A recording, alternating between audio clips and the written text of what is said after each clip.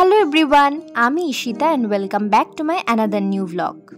তো চলে এসেছি এই বছর দুর্গাপুজোর চতুর্থীর ভ্লগ নিয়ে। প্রথমেই বলে দিই, চতুর্থীর দিন আমি কোথাও ঠাকুর দেখতে যাইনি। চতুর্থীর দিনটা বেশ ভালোই কেটেছিল, তাই ভাবলাম ছোট্ট একটা ভিডিওর মধ্যে দিয়ে সেটা যদি তোমাদের সাথে শেয়ার করা যায়। আর যে জামাটা আমি পরে রয়েছি, এই শর্ট কুর্তিটা, এটা পুজোর অনেকটা আগে কিনেছিলাম, বাট তখন থেকে আর পরা হয়নি, তোলাই ছিল জামাটা। তো ভাবলাম আজকে যেহেতু চতুর্থী, তো বেশি দূরে কোথাও ঘুরতে যাব না বা ঠাকুর দেখতে যাব না, তো কাছাকাছি যাব। তো সেজন্য সিম্পলের উপরেও প্লাস নতুন জামাও পরা হলো, তো সেজন্য এটাই পরেছিলাম। ওই দিন সকালে আমার একটা অনলাইন ক্লাস ছিল, তো সেটা করে দেন স্নান করে রেডি হয়ে আমি চলে গিয়েছিলাম মামার বাড়িতে।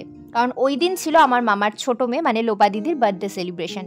দিদির বার্থডে আগেই হয়ে গেছিল, কিন্তু সেই সময় দিদির এক্সাম ছিল বলে সেলিব্রেশনটা হয়েছিল চতুর্থীর দিন। ওই দিন মামার বাড়িতে আমাদের সবার নিমন্ত্রণ ছিল, এছাড়াও লোপা দিদির মামা মাসিমণিরা সবাই এসেছিল, আমার দুই মণি, বড়মণি, মেজমণি। তো সবাই মিলে গিয়ে খুব এনজয় করলাম। দিদি প্রথমে কেক কাটিং করলো, দেন সবাই একসাথে লাঞ্চ করলাম। তো অনেক দিন পরে বেশ সবাই একসাথে এক জায়গায় হলাম, বেশ ভালো লাগলো। লাঞ্চের পর সবার সাথে একটু গল্প করে ফটো তুলে চলে এসেছিলাম বাড়িতে। বাড়ি আসতে আসতে প্রায় বিকেল হয়ে গিয়েছিল, তো একটু রেস্ট নিচ্ছিলাম কারণ সন্ধেবেলা আবার বেরোনোর ছিল। সন্ধেবেলায় গিয়েছিলাম আমারই একটা বন্ধুর সাথে দেখা করতে। অনেক দিন হয়ে গেছে ওর সাথে দেখা হয়নি, ও বলছিল যে একদিন দেখা কর। তো পুজোর মধ্যে কবে বেরোতে পারবো কি পারবো না, তো সেই জন্য আজকেই আমরা ঠিক করলাম যে দেখা করব সন্ধ্যের দিকে।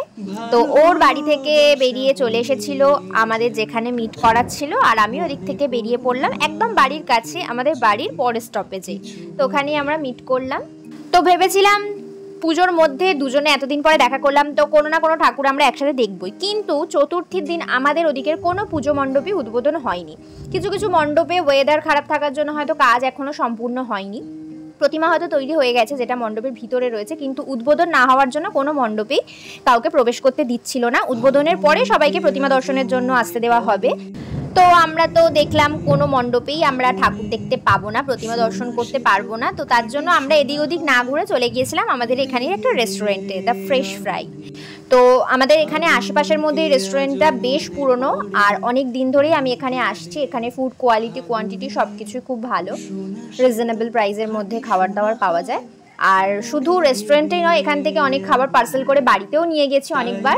তো এখানের অনেক খাবারই ভালো, কিন্তু তার মধ্যে আমার মোমোটা একটু বেশি ভালো লাগে। তো ওই মুহূর্তে মোমো খেতে ইচ্ছা করছিল, তো সেই জন্য দুজনের জন্য 2 প্লেট মোমো অর্ডার করে দিয়েছিলাম। কি বক্তব্য আপনার? কতদিন পরে দেখা হলো বলো? অনেক যুগ পরে দেখা হয়েছে। তো আজকে হচ্ছে চতুর্থী, নবরাত্রি অনুযায়ী নয়, দুর্গাপূজা অনুযায়ী আজকের আমাদের চতুর্থী। তো সবাইকে জানাই শুভ শারদীয়া এবং শুভ চতুর্থীর অনেক অনেক শুভেচ্ছা। তো কলকাতায় তো মহালয়ার দিন থেকে পুজো শুরু হয়ে গেছে, ঠাকুর দেখা শুরু হয়ে গেছে, বাট আমাদের এখানে এখনো প্যান্ডেলের টুকটাক কাজ চলছে। হ্যাঁ, প্রতিমা তৈরি হয়ে গেছে, বাট অনেক জায়গায় উদ্বোধন হয়নি বলে সব জায়গায় প্রতিমা দর্শন করতে দিচ্ছে না।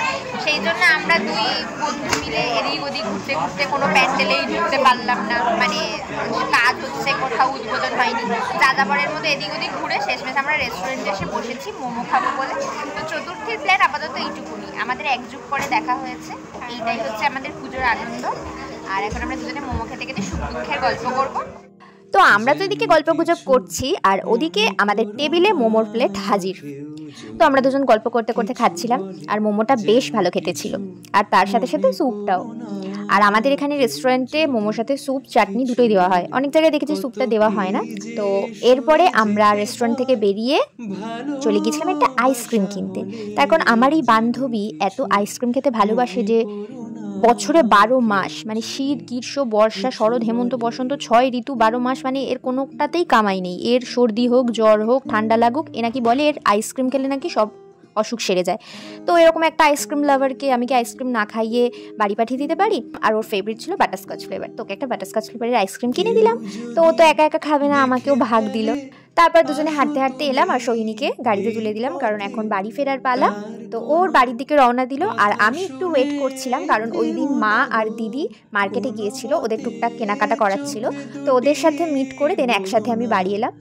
আর যেহেতু সেদিনকে কোনো মণ্ডপে প্রতিমা দর্শন করতে পারিনি, তাই কোনো প্যান্ডেলে দাঁড়িয়ে ফটো তোলাও হয়নি। আর আমাদের এখানে মানে আমাদের গ্রামের যে পুজো মণ্ডপ সেখানেও উদ্বোধন ছিল ষষ্ঠীর দিন, আর ওয়েদার খারাপ থাকার জন্য মণ্ডপ সজ্জার কাজটাও কিছুটা অসম্পূর্ণ ছিল, তো সেখানেও ফটো তোলা হয়নি। তো তার জন্য বললাম যে আমাদের মণ্ডপের সামনে রাস্তাটা তো ভীষণ সুন্দর আলো দিয়ে সাজিয়েছিল, তো সেখানেই দাঁড়িয়ে দিদিকে বললাম যে আমার কয়েকটা ফটো তুলে দে। তো সেখানে দাঁড়িয়ে কয়েকটা ফটো তুলে তারপর বাড়ি চলে এসেছিলাম। তো চতুর্থীর ব্লগটা থাকছে এতটাই। পুজোর বাকি দিনগুলোর ব্লগ আমি পরপর শেয়ার করব তোমাদের সাথে। খুব শীঘ্রই দেখা হচ্ছে নেক্সট কোনো ভিডিওতে। Till then take care and by.